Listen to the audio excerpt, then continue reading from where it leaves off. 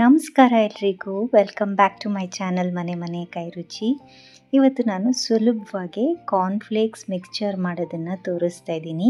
ಈ ಮಳೆಗಾಲಕ್ಕೆ ಸಂಜೆ ಟೀ ಕಾಫಿ ಜೊತೆ ತಿನ್ನೋದಕ್ಕೆ ಸಖತ್ತಾಗಿರುತ್ತೆ. ಇದು ತುಂಬ ಈಸಿ ಸಹ ಮಾಡೋದು. ಬನ್ನಿ ನೋಡೋಣ ಹೇಗೆ ಮಾಡೋದು ಅಂತ. ಇಲ್ಲಿ ನಾನು 1/4 kg ಅಷ್ಟು ಕಾರ್ನ್ಫ್ಲೇಕ್ಸ್ನ ತೊಗೊಂಡಿದ್ದೀನಿ. ಇದು ಬ್ರ್ಯಾಂಡೆಡ್ ಬ್ರೇಕ್ಫಾಸ್ಟ್ ಸೀರಿಯಲ್ ಥರ ಕಾರ್ನ್ಫ್ಲೇಕ್ಸ್ ಅಲ್ಲ. ಲೋಕಲ್ ಶಾಪ್ಗಳಲ್ಲಿ ಹಪ್ಪಳ ಸಂಡಿಗೆ ಥರ ಮಾರ್ತಾರಲ್ಲ, ಆ ಥರದ್ದು ಕಾರ್ನ್ಫ್ಲೇಕ್ಸ್ನ ತೊಗೊಂಡಿದ್ದೀನಿ. ಇದು ಈ ರೀತಿ ಕಾರ್ನ್ಫ್ಲೇಕ್ಸ್ನಲ್ಲಿ ಮಾಡಿದ್ರೇ ಪರ್ಫೆಕ್ಟಾಗಿ ಬರೋದು. ನೋಡಿ, ಸುಮಾರು 40 ರೂಪಾಯಿಗೆ ಎಷ್ಟೊಂದು ಕಾರ್ನ್ಫ್ಲೇಕ್ಸ್ ಬಂದಿದೆ.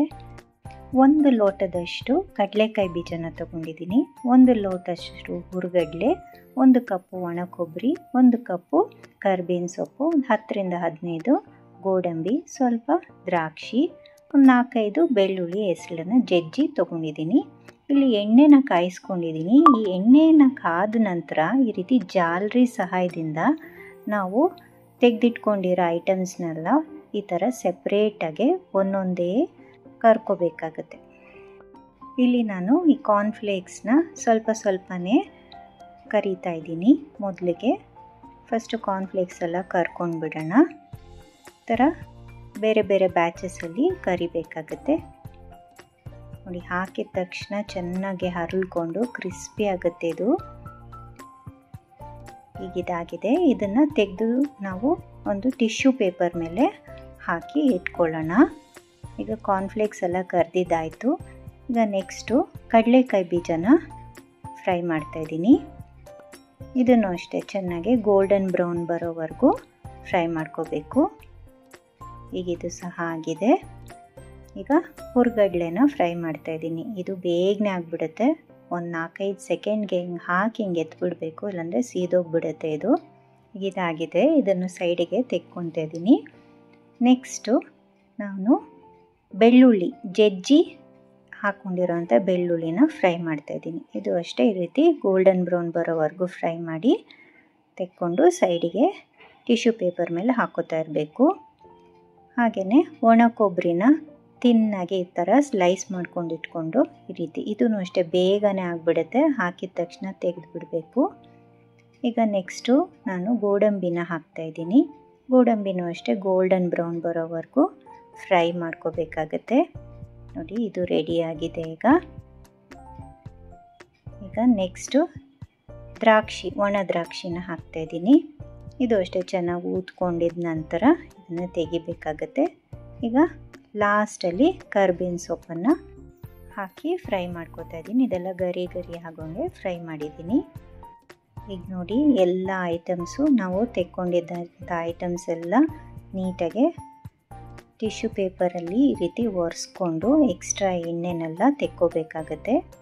ಈಗ ಎಲ್ಲವನ್ನು ಒಟ್ಟಿಗೆ ಸೇರಿಸ್ಕೊಂಡು ಈ ರೀತಿ ಮಿಕ್ಸ್ ಮಾಡ್ಕೋಬೇಕು. ಕಾರ್ನ್ಫ್ಲೇಕ್ಸು ತುಂಬ ಡೆಲಿಕೇಟ್ ಆಗಿರುತ್ತೆ. ರಫ್ ಆಗೆಲ್ಲ ಮಿಕ್ಸ್ ಮಾಡಬಾರ್ದು, ಜೆಂಟಲ್ಲಾಗೆ ಈ ರೀತಿ ಮಿಕ್ಸ್ ಮಾಡ್ಕೋತಾ ಬರಬೇಕು ನಿಧಾನಕ್ಕೆ. ನೋಡಿ, ಈಗ ಇದು ಮಿಕ್ಸ್ ಆಗಿದೆ. ಇವಾಗ ಒಂದು ಒಗ್ಗರಣೆ ರೆಡಿ ಮಾಡ್ಕೊಳ್ಳೋಣ. 1 ಸ್ಪೂನಷ್ಟು ಎಣ್ಣೆಗೆ ಒಂದು 1/4 ಚಮಚದಷ್ಟು ಹಿಂಗನ್ನು ಹಾಕ್ತಾಯಿದ್ದೀನಿ. 1 ರಿಂದ 1.5 ಸ್ಪೂನಷ್ಟು ಕೆಮ್ಮೆಣಸಿನ್ಕಾಯಿ ಪುಡಿನ ಸೇರಿಸ್ಕೊತಾ ಇದ್ದೀನಿ. ಒಂದು 1/4 ಚಮಚ ಅರಿಶಿನ ಹಾಕಿ ನಾವು ಮಿಕ್ಸ್ ಮಾಡಿಟ್ಕೊಂಡಂಥ ಕಾರ್ನ್ಫ್ಲೇಕ್ಸು, ಕಡಲೆಕಾಯಿ ಬೀಜ ಇವೆಲ್ಲದಕ್ಕೂ ಇದು ಹೊಂದ್ಕೊಳ್ಳೋ ಹಾಗೆ ಮಿಕ್ಸ್ ಮಾಡಬೇಕು. ಈ ಒಗ್ಗರಣೆನೆಲ್ಲ ಈಗ ಇದಕ್ಕೆ ಹಾಕಿ ಕಲಿಸ್ಕೊಳ್ಳೋಣ. ಇದೇ ಸ್ಟೇಜಲ್ಲಿ ಉಪ್ಪನ್ನು ಸಹ ಒಗ್ಗರಣೆಗೆ ಹಾಕಿನೇ ಹಾಕ್ಬೋದು. ನಾನು ಮಿಸ್ ಮಾಡಿದ್ದೆ, ಹಾಗಾಗಿ ಈಗ ಮೇಲ್ಗಡೆ ಹಾಕ್ತಾಯಿದ್ದೀನಿ ಉಪ್ಪು. ಈಗ ಈ ಉಪ್ಪು, ಖಾರ, ಹಿಂಗು, ಅರಿಶಿನ ಎಲ್ಲವೂ ಈ ಕಾರ್ನ್ಫ್ಲೇಕ್ಸು, ಕಡಲೆಕಾಯಿ ಬೀಜ ಇವೆಲ್ಲದಕ್ಕೂ ನೀಟಾಗಿ ಕೋಟ್ ಆಗಬೇಕು. ಆ ರೀತಿ ಮಿಕ್ಸ್ ಮಾಡ್ಕೋಬೇಕಾಗತ್ತೆ. ಇದಕ್ಕೆ ನಾನು ಹೇಳಿರೋ ಮೆಷರ್ಮೆಂಟಲ್ಲೇ ಮಾಡಬೇಕಂತೇನಿಲ್ಲ. ನಿಮಗೆ ಇನ್ನೂ ಜಾಸ್ತಿ ಕಡಲೆಕಾಯಿ ಬೀಜ ಬೇಕಂದರೆ ಹಾಕ್ಕೋಬೋದು, ಅಥವಾ ಜಾಸ್ತಿ ಡ್ರೈ ಫ್ರೂಟ್ಸ್ ಬೇಕಿದ್ದರೂ ಹಾಕ್ಕೋಬೋದು. ಇದು ನಿಮ್ಮ ಪ್ರಿಫರೆನ್ಸಿಗೆ ಹೇಗೆ ಬೇಕೋ ಅದನ್ನು ಹಾಗೆ ಹೆಚ್ಚು ಕಮ್ಮಿ ಮಾಡ್ಕೋಬೋದು. ನೋಡಿ, ಈಗ ಇದೆಲ್ಲ ಮಿಕ್ಸ್ ಮಾಡಿ ಈ ರೀತಿ ಒಂದು ಸಲ ಟಾಸ್ ಮಾಡ್ಕೋತಾ ಇದ್ದೀನಿ.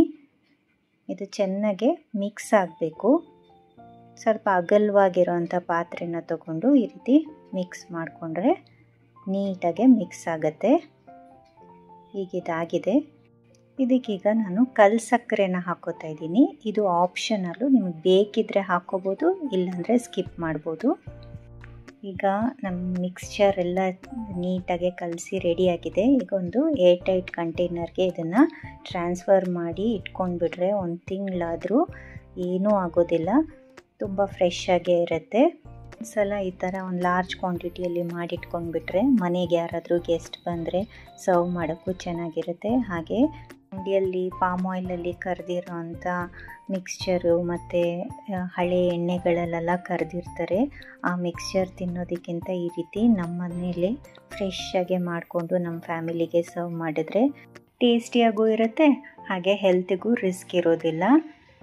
ಟ್ರೈ ಮಾಡಿ, ಹೇಗೆ ಬಂತು ಅಂತ ಖಂಡಿತ ಕಮೆಂಟ್ ಸೆಕ್ಷನಲ್ಲಿ ತಿಳಿಸಿ. ಹಾಗೆಯೇ ಈ ವಿಡಿಯೋ ನಿಮಗೆ ಇಷ್ಟ ಆಗಿದ್ದಲ್ಲಿ ಪ್ಲೀಸ್ ಲೈಕ್ ಮಾಡಿ, ಶೇರ್ ಮಾಡಿ ಮತ್ತು ಸಬ್ಸ್ಕ್ರೈಬ್ ಮಾಡಿ ಅಂತ ಹೇಳ್ತಾ, see you in the next video. Happy cooking.